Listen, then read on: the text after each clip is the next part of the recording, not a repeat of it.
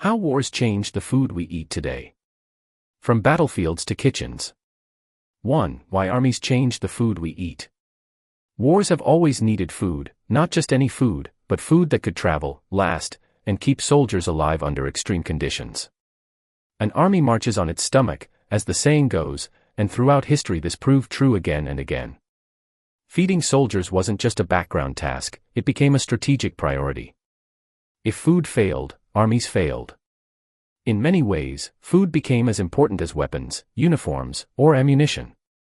Entire industries, sciences, and traditions were reshaped to answer one critical question.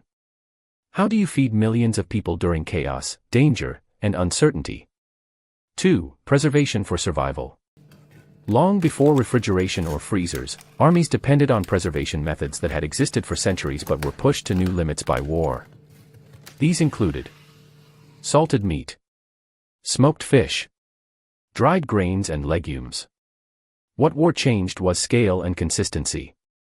Food now had to be produced in huge quantities, shipped long distances, and eaten months later. Soldiers carried preserved food across continents, food that had to survive heat, cold, damp, and time. Many preservation techniques that feel traditional today became standard because war demanded reliability. 3. Canning the world. Modern canning owes much of its success to war. During the Napoleonic Wars, the French government offered a 12,000 franc prize to anyone who could invent a reliable way to preserve food for armies on the move.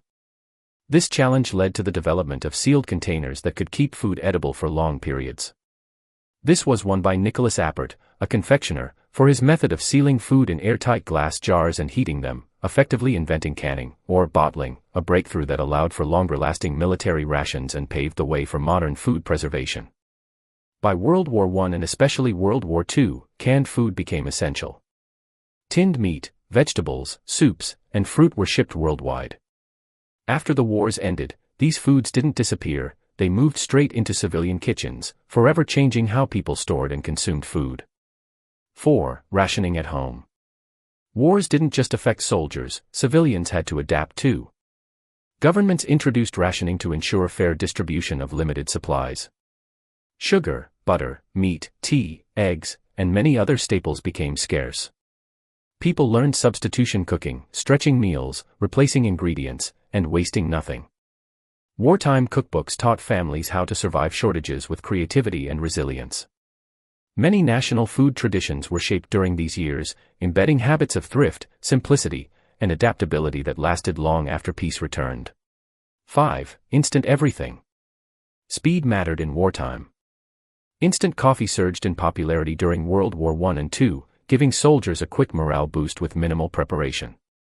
Powdered milk and eggs became common. Dehydrated soups, mashed potatoes, and sauces were developed to reduce weight and spoilage. These foods followed soldiers home, and stayed.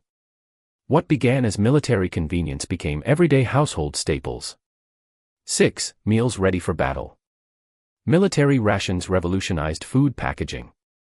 Designers focused on lightweight materials, portion-controlled meals, long shelf life.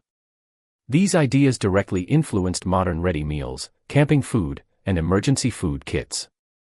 Today's supermarket shelves owe a surprising debt to battlefield logistics. 7. When soldiers discovered new cuisines. War moved people and food. American soldiers stationed in Italy developed a love for pasta and tomato sauces.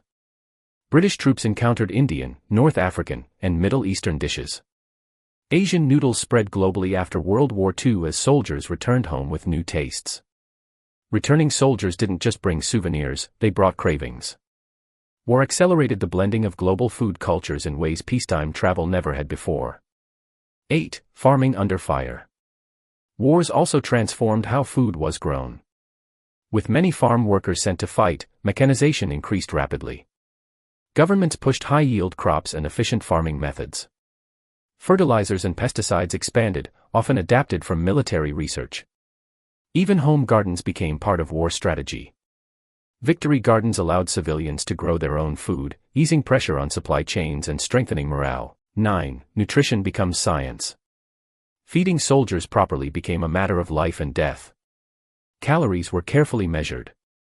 Vitamin deficiencies were studied. Fortified foods were introduced to prevent illness. This research laid the foundations of modern nutrition science.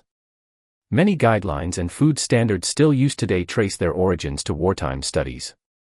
10. Comfort food in dark times.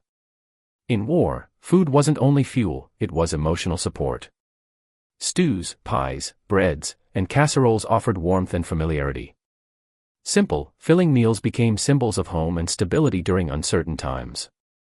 Many dishes now considered classic comfort foods rose to prominence during wartime hardship, when food was as much about morale as survival. 11. From rations to supermarkets. When wars ended, their food systems didn't vanish. Military food factories shifted to civilian markets. Packaging technology moved into supermarkets. Convenience foods exploded in popularity as busy post-war societies embraced speed and simplicity.